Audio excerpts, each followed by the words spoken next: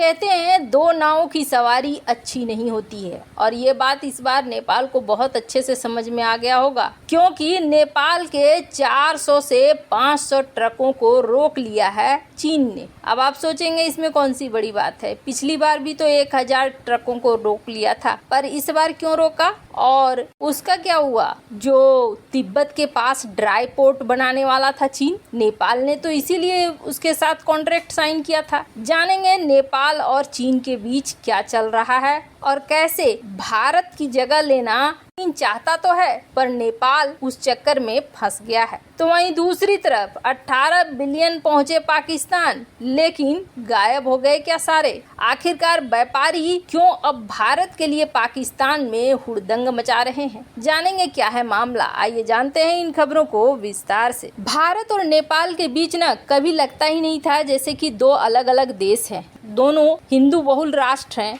और दोनों के त्योहारों में भी समानताएं देखी जाती है। जिस तरीके से इस वक्त भारत में दुर्गा पूजा, दिवाली वगैरह, ओणम वगैरह, वैसे तो भारत एक ऐसा देश है जहां रंग बिरंगे त्योहार हैं और ये बहुत खूबसूरत सी बात है। पर दशहरा वगैरह को लेकर काफी क्रेज रहता है भारत के कई राज्यों में, और ऐसा ही नेपाल में भी रहता है। नेपाल में दशहरा को कहते हैं दसाईन, और दसाईन पर्व के लिए वहाँ पर भी खूब खरीदारी होती है। पर ऐसे मौके में अंतर्राष्ट्रीय खबरों में छाया हुआ है कि 400 से 500 ट्रक को चीन ने रोक दिया है। चीन पहले भारत की जगह लेना चाहता था। भारत के साथ नेपाल के व्यापार हमेशा से रहे हैं, क्योंकि नेपाल एक लैंड लॉक कंट्री है, यानी कि चारों तरफ से जमीन से घिरा हुआ। चारों तरफ से जमीन से घिरा होने की वजह से एक आसपास के देशों के बीच में सहमति रहती है कि जो देश समंदर की सीमा से नहीं जुड़े हैं, जिनका डायरेक्ट व्यापार हो पाना संभव नहीं है, उनको व्यापार में हम मदद करेंगे।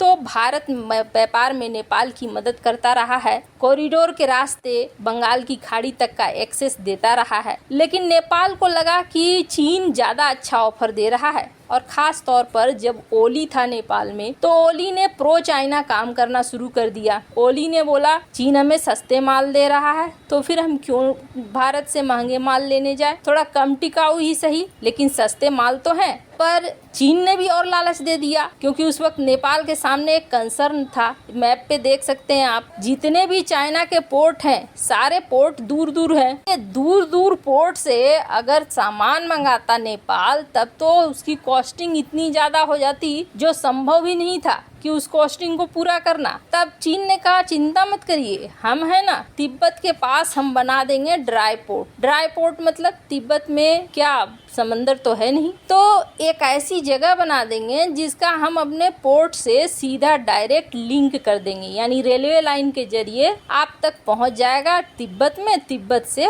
आप तक पहुंच जाएगा माल। नेपाल को बहुत मजा आ रहा था उस वक्त। नेपाल ने कहा ठीक है ठीक है। अब धड़ाधड़ ऑर्डर देने शुरू हो गए, और हुआ ये कि 2020 में सबसे पहले 1000 ट्रकों को रोक दिया चीन ने, ये कह के कि अभी यहाँ कोरोना महामारी है और कोरोना महामारी होने की वजह से हम नहीं भेजेंगे। अब इन 1000 ट्रकों में बहुत ऐसे थे जो फल थे, सब्जियां थी, सड़ने वाली चीजें थी, और ये सड़ गईं। पर फिर भी नेपाल ने सीख नहीं ली। दशहरे के लिए भी बड़ा ऑर्डर दे दिया, और हुआ ये कि दशहरा अब आने वाला है 20-25 दिनों में, और 500 ट्रकों को रोक रखा है नेपाल का चीन ने। खैर, अब इसे भारत के पास आने के अलावे और कोई रास्ता नहीं दिखेगा, क्योंकि कहते हैं काठ की हांडी एक बार चढ़ती है, बार बार नहीं चढ़ती है। हाँ, नेपाल अगर फिर भी बार बार गलतियां करना चाहेगा तो ये नेपाल की मर्जी होगी। खैर, जहां एक तरफ ये सब कुछ हो रहा है, तो वहीं दूसरी तरफ पाकिस्तान में बाढ़ के हालात अभी भी थमे नहीं हैं, और कहा जा रहा है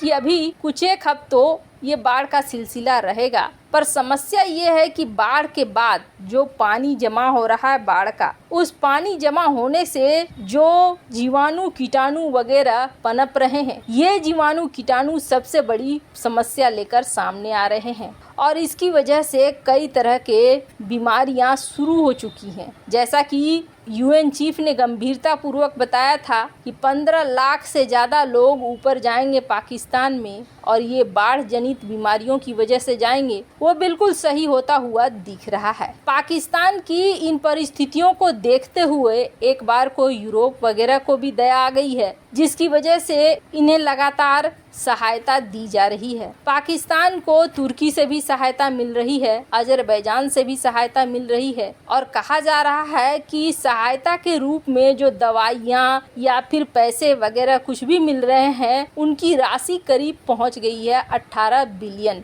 यानी भीख मांगकर ठीक ठाक जुगाड़ कर लिया बंदे ने। अब ये 18 बिलियन डॉलर कहाँ चले गए हैं, ये किसी को पता नहीं चल रहा है। क्योंकि जो इलाके हैं और जो लोगों के अंदर लगता है जैसे कि ये 18 के 18 बिलियन कहाँ किसी राजनेता की पॉकेट में चले गए या बैंक अकाउंट में, कुछ पता नहीं। क्योंकि जमीन पर ये काम होते हुए बिल्कुल भी नहीं दिख रहे हैं, उल्टा लोग परेशान हो रहे हैं। कपास की फसल पूरी तरीके से बर्बाद हो चुकी है। रूस के साथ पंगे लेकर गेहूं को खुद ही बंद करवा लिया है पाकिस्तान ने। ऐसे में हालात तो इस देश के सचमुच बहुत बुरे हो रहे हैं। पर अब जनता भड़क रही है अपनी ही सरकार के खिलाफ और भड़कती हुई जनता ये दबाव बना रही है कि तुम जो भारत के सामने इतना अकड़ के खड़े हो, भारत के सामने अकड़ना बंद करो और भारत से मदद मांगना शुरू करो। और इस क्षेत्र में सबसे आगे कौन आ रहा है? इस क्षेत्र में सबसे आगे आ रहा है बनिया वर्ग। वैसे आपको बता दें, पाकिस्तानी व्यापारी पहले भी इस बात को कह चुके हैं। पाकिस्तान के एक